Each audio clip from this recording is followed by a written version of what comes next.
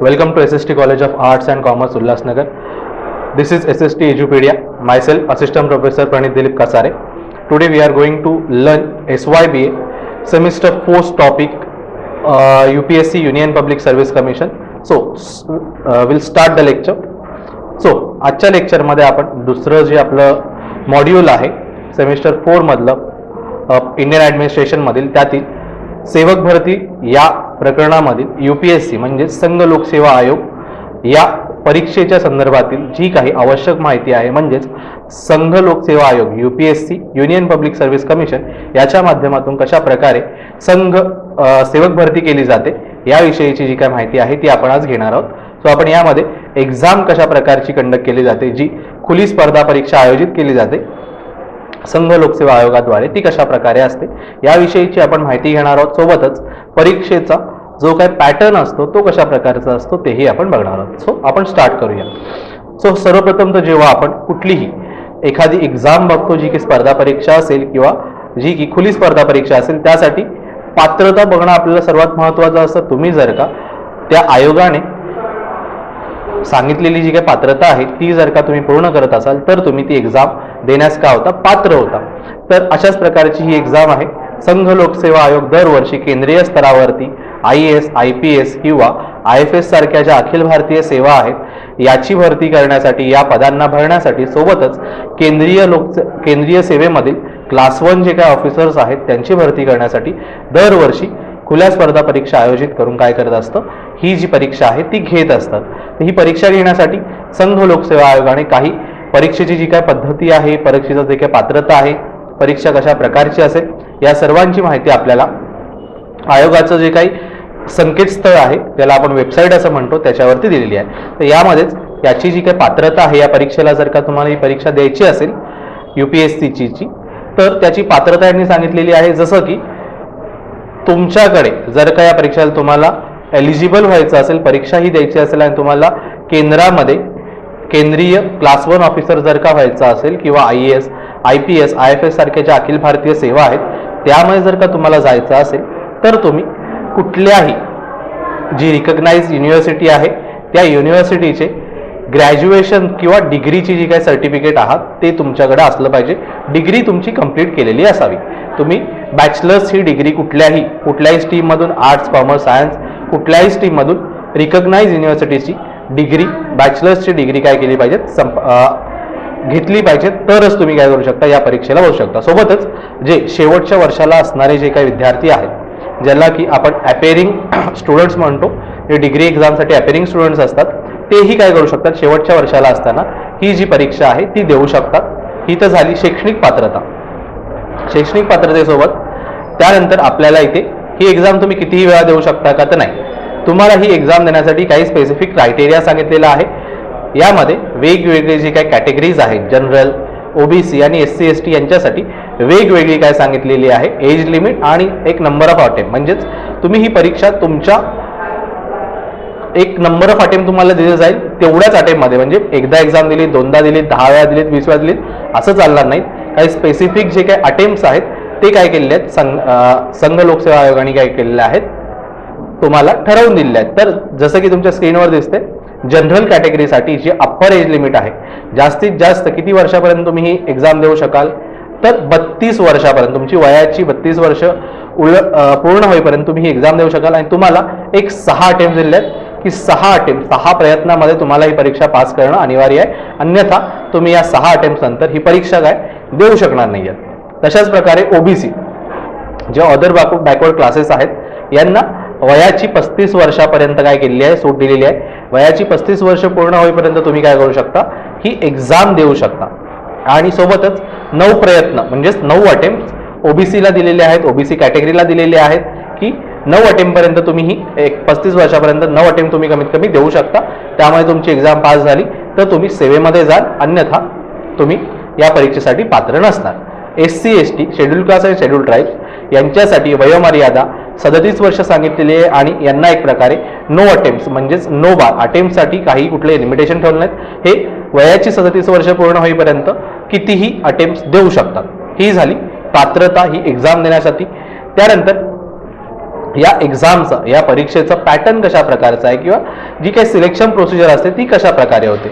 तसं बघायला गेलं तर आपण 3 टप्प्यामध्ये या परीक्षेचं जे काही पॅटर्न आहे, जी काही आपण म्हणू शकतो पद्धती आहे, ती 3 आपल्याला स्टेजेसमध्ये बघायला मिळते. पहिलं स्टेज आहे जिला आपण प्रिलिमिनरी एक्झाम असं म्हणतो, म्हणजेच पूर्व परीक्षा. या पूर्व परीक्षा झाली. पूर्व परीक्षेला तुम्ही सर्वप्रथम जेव्हा फॉर्म भराल तुम्ही पूर्व परीक्षेला काय जाणार आहात, सामोरे जाणार आहात. पूर्व परीक्षा पास झाली, तुम्ही पुढची जी स्टेज असणार आहे त्यासाठी क्वालिफाय होऊन मेन्स, ज्याला आपण मुख्य परीक्षा असं म्हणतो, सिव्हिल सर्व्हिसेस मेन्स एक्झाम, यामध्ये तुम्ही जाणार आहात. आता तुम्ही मेन्समध्ये रिटन एक्झामिनेशन देणार आहात. रिटन एक्झामिनेशन झाल्यानंतर मेन्स एक्झाम जर का तुम्ही क्वालिफाय झाला तर तुम्हाला पर्सनल इंटरव्ह्यूसाठी काय केलं जाईल, बोलवलं जाईल. या पर्सनल इंटरव्ह्यूमध्ये तुम्हाला जे काही मार्क्स मिळणार आहेत त्या मार्क्सच्या आधारे तुमचं एक तर सिलेक्शन होईल किंवा तुम्ही सिलेक्ट नाही होणार. लास्टची स्टेज असणार आहे फायनल सिलेक्शन. फायनल लिस्टमध्ये आपलं नाव आलं, आपण सिलेक्ट झालो, आपण सेवेमध्ये दाखल होणार. लगेच दाखल नाही होणार, त्या अगोदर प्रशिक्षणाचा जो एक टप्पा असतो तो पूर्ण करावा लागतो. प्रशिक्षणाचा टप्पा पूर्ण केल्यानंतर तुम्ही ॲज अ सिव्हिल सर्व्हंट म्हणून काय करता, देशातील वेगवेगळ्या भागांमध्ये जाऊन कार्य करत असता. तर ही आहे सिलेक्शन प्रोसिजर. सिलेक्शन प्रोसिजरमध्ये 3 टप्पे बघायला मिळतात आपल्याला. प्रिलिमिनरी फेज, मेन्स आणि इंटरव्ह्यू, आणि इंटरव्ह्यू नंतर तुम्ही काय होता, सिलेक्ट होता. त्यानंतर आहे आता आपण बघूया 1 बाय 1 या ज्या काही तिन्हीच्या तिन्ही आपण स्टेज बघितल्या त्या कशा प्रकारे असतात. सर्वप्रथम प्रिलिमिनरी एक्झाम्स किंवा प्रिलिम्स एक्झाम असं त्याला आपण म्हणतो, पूर्व परीक्षा असं म्हणतो. या पूर्व परीक्षेला एक प्रकारे आपण म्हणू शकतो चाळणी परीक्षा ही. या चाळणी परीक्षेच्या माध्यमातून काय केलं जातं तर दरवर्षी 5 ते 10 लाख जे काही कॅन्डिडेट्स आहेत ते UPSCचा फॉर्म भरत असतात. जागा असतात 1000. एवढ्या 1000 जागांसाठी 10 लाख कॅन्डिडेट्स आलेले आहेत. यातून पूर्व जी काही परीक्षा असते, पूर्व परीक्षा, यातून काय केलं जातं, चाळणी केली जाते. विद्यार्थ्यांची सर्वप्रथम चाळणी केली जाते. कोणी अभ्यास केला आहे, कोण एक प्रकारे सिरियस कॅन्डिडेट आहे, कोण योग्य कॅन्डिडेट आहे, त्यांना निवडलं जातं. तर यामध्ये 2 पेपर असतात. एक तर असतं सिव्हिल सर्व्हिसेसचा जो काही जनरल ॲबिलिटी टेस्टवाला पेपर आहे तो, ज्याला आपण GS1 असं पेपर म्हणतो. दुसरा असतो सीसॅट पेपर, म्हणजेच आपण त्याला काय म्हणतो ॲप्टिट्यूड टेस्ट असतात. ती ॲप्टिट्यूड टेस्टमध्ये बेसिकली तुमची जी काही ॲनालिटिकल स्किल आणि जी काही ॲप्लिकेंटची ॲनालिटिकल स्किल आहे ती चेक केली जाते. दोन्ही पेपरचा जो काही नेचर आहे, पद्धती आहे, ती एक प्रकारे MCQ टाईप आहे. दोघांमध्ये तुम्हाला कुठेही मोठे मोठे आन्सर लिहायचे नाही आहेत, तुम्हाला फक्त गोल करायचं असतं. MCQ टाईप क्वेश्चन पेपर असतं. येथे निगेटिव्ह मार्किंग जे असते 1S4 निगेटिव्ह मार्किंग तुम्हाला बघायला मिळते. म्हणजेच जर का तुमचे 4 बरोबर 4 जर का चुकीचे जर का क्वेश्चनचे आन्सर झाले तर त्यासाठी तुमचा जो 1 मार्क असेल तो काय केला जाईल, बाद केला जाईल, कट केला जाईल. एका क्वेश्चनसाठी 2 मार्क असतात.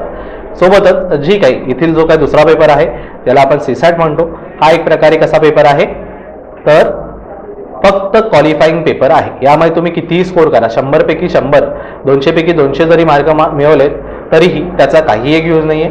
तुम्हाला फक्त या पेपरमध्ये 33% मिळवणं काय आहे, आवश्यक आहे. जर का तुम्ही 33% मिळवताय पेपर 2 मध्ये, सीसॅटमध्ये, तर तुम्ही काय होताय, क्वालिफाय होऊन जात आहे. आणि पेपर 1 मध्ये स्कोरिंग आहे, त्याची कट ऑफ लागते. समजा 100 प्रश्न आहेत, त्यामध्ये जर का तुमचे 55 प्रश्न बरोबर आले तुम्ही क्वालिफाय होऊन जातात. कट ऑफ दरवर्षी 90, 100, 120 अशा प्रकारची लागते. 200 पैकी तुमची जी काय कट ऑफ असते, म्हणजे पेपर 1च्या आधारे फक्त तुमची कट ऑफ लागते. पेपर 1 मध्ये तुम्हाला 200 पैकी 200 मार्क मिळालेत आणि पेपर 2 मध्येच म्हणजे सीसॅट पेपरमध्ये तुम्हाला 33% नाही मिळता, फक्त 30% मिळालेत, तर तुम्ही मेन्स एक्झामसाठी क्वालिफाय होणार नाही. सो तुम्हाला या दोन्ही पेपरमध्ये क्वालिफाय होणं सोबतच स्कोर करणं आवश्यक आहे. जेव्हा तुम्ही स्कोर कराल आणि क्वालिफाय व्हाल तेव्हाच तुम्ही नेक्स्ट स्टेप जी काय मेन्सची असेल त्याच्यावरती जाऊ शकाल. यामध्ये 2 लँग्वेजेसमध्ये आपल्याला याचे जे काही क्वेश्चन पेपर आहे तो बघायला मिळतो, हिंदी आणि इंग्लिश लँग्वेजमध्ये. बघा तुमच्या स्क्रीनवरती दिसतोय पेपर 1 जो असतो जनरल ॲबिलिटी टेस्टचा आहे 200 मार्क्ससाठी. यामध्ये 100 क्वेश्चन्स असतात. पर क्वेश्चन 2 मार्क्स अलॉट केले जातात. देन पेपर 2 ज्याला आपण ॲप्टिट्यूड किंवा सीसॅटचा पेपर म्हणतो, ज्यामध्ये 200 मार्क्स आहेत. परत 80 क्वेश्चन्स आहेत. 2.5 मार्क्ससाठी 1 क्वेश्चन, अशा प्रकारचे 80 क्वेश्चन तुम्हाला इथे बघायला मिळतात. टोटल होते तुमची 400 मार्क्स. परंतु या 400 मार्क्समधील फक्त जे 200 मार्क्स आहेत, फर्स्ट 200 मार्क्स, याच्यावरतीच तुमचं जे काही कट ऑफ आहे ते काय केलं जातं, ठरवलं जात असतं. दुसरा जो पेपर आहे तो फक्त क्वालिफाईंग आहे, त्यामुळे 33% फक्त तुम्हाला मिळवणं आवश्यक आहे.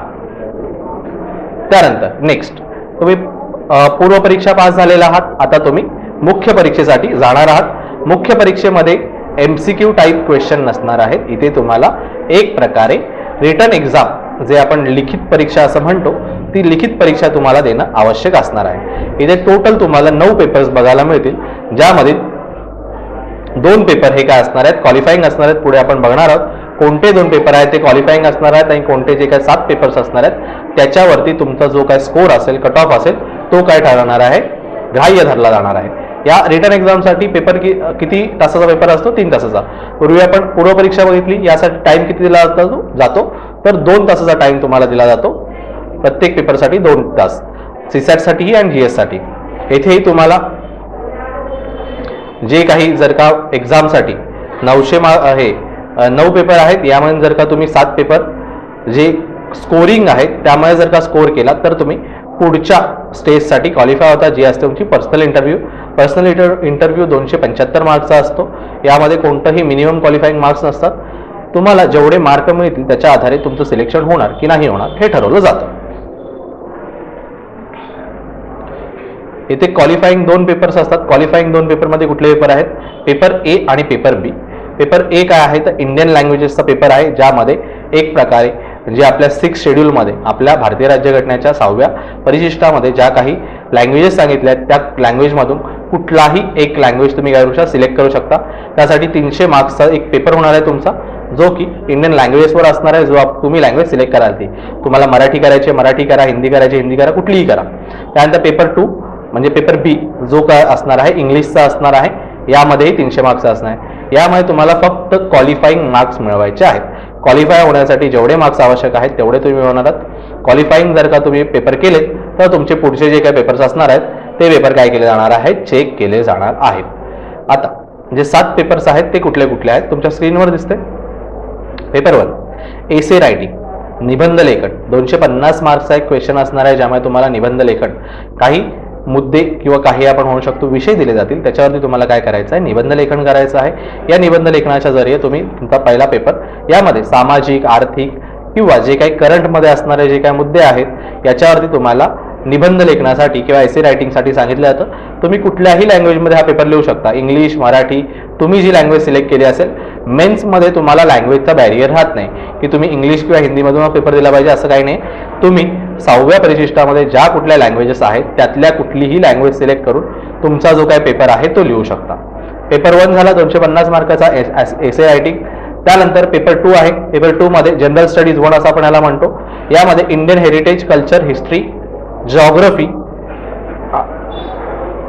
Of the world and society या विषयीचा हा पेपर असणार आहे 250 मार्काचा. यामध्येही तुम्हाला लिहायचं आहे. कुठेही तुम्हाला आता MCQ बघायला मिळणार नाही. इथे सगळीकडे तुम्ही काय करणार आहात, एक स्पेसिफिक जे काही वर्ड सांगितले असेल 800 वर्डमध्ये तुम्हाला आन्सर लिहायचा आहे का 500 मध्ये लिहायचा आहे, याच्यामध्ये तुम्हाला याची आन्सर लिहायची आहे. तर जनरल स्टडीज 1 मध्ये इंडियन हिस्ट्री आणि जॉग्रफी विषयी तुम्ही काय करणार आहात, आन्सर रायटिंग करणार आहात. जर का तुम्ही आन्सर रायटिंग केली तुम्हाला चांगले मार्क मिळाले, तुम्ही नेक्स्ट स्टेजवरती जाण्याची जी काय तुमची खात्री आहे ती वाढू शकेल. पेपर 3 जनरल स्टडीज 2 यामध्ये तुम्हाला governance, constitution, polity, social justice, international आणि इंटरनॅशनल रिलेशन्स याच्यावरती प्रश्न विचारले जातील. जे काही तुमचं राज्यशास्त्र आहे किंवा आपण म्हणू शकतो पब्लिक पॉलिसी आहे यावरती तुम्हाला यामध्ये क्वेश्चन विचारले जातील, सर्व 250 मार्कांसाठी. त्यानंतर general studies 3 technology, economy, development, biodiversity, environment, security, disaster management या विषयांवरती तुम्हाला 250 मार्कांसाठी जनरल स्टडीज 3 पेपरमध्ये काय केलं जाईल, प्रश्न विचारले जातील, ते तुम्हाला लिहायचे. General studies 4 ethics and integrity आणि ॲप्टिट्यूड याच्यावरती तुम्हाला जनरल स्टडीज 4 मध्ये काय केलं जाईल, 250 मार्कासाठी क्वेश्चन विचारले जातील. त्यानंतर आहे पेपर 6 आणि पेपर 7. हे एक प्रकारे काय ऑप्शनल सब्जेक्ट आहे. UPSCने काही ऑप्शनल सब्जेक्ट दिलेले आहेत, जसं की राज्यशास्त्र किंवा तुम्ही public administration, history, geography, Sanskrit असे कुठलाही विषय ऑप्शनल सब्जेक्ट म्हणून काय करू शकता, निवडू शकता. या ऑप्शनल पेपरमध्ये त्या स्पेसिफिक विषयाचा, फॉर एक्झाम्पल जर का राज्यशास्त्र तुम्ही ऑप्शनल घेतलात, PSIR म्हणजेच political science and international relation नावाचा एक ऑप्शनल विषय आहे, तो जर का तुम्ही घेतला तर त्यामुळे तुम्हाला फक्त पॉलिटिकल सायन्स ज्याचा तर सिलेबस दिला असेल पॉलिटिकल सायन्सचा त्या विषयासंबंधीच जे काही प्रश्न असतील ते बघायला मिळतील. असे हे 2 ऑप्शनल पेपर तुमचे होतात 250 मार्काचे. यामुळे जर का तुम्ही सर्वात जास्त स्कोर केलात तर तुम्ही नेक्स्ट स्टेजवरती म्हणजेच पर्सनल इंटरव्ह्यूच्या स्टेजवरती जाण्याची तुमची शक्यता आहे ती वाढते. या एक्झाम नंतर जर का तुम्ही क्वालिफाय झालात, फायनल सिलेक्शनमध्ये तुमचं नाव आलं, तर तुम्ही काय होता, सिलेक्ट होता आणि UPSC मार्फत काय केलं जातं, तुमचं चयन केलं जातं. तुम्ही केंद्रीय सेवेमार्फत तुमची सेवक भरती केली जाते. तर अशा प्रकारे आपण सेवक भरती या प्रकरणामधील जी काही संघ लोकसेवा आयोगाद्वारे जी काही सिलेक्शन प्रोसिजर आहे ती आज बघितलेली आहे. सो तुम्हाला कळलं असेल अशी अपेक्षा आहे. ठीक आहे. सो नेक्स्ट लेक्चरमध्ये आपण पुढचा टॉपिक असेल तो बघणार आहोत. Thank you so much.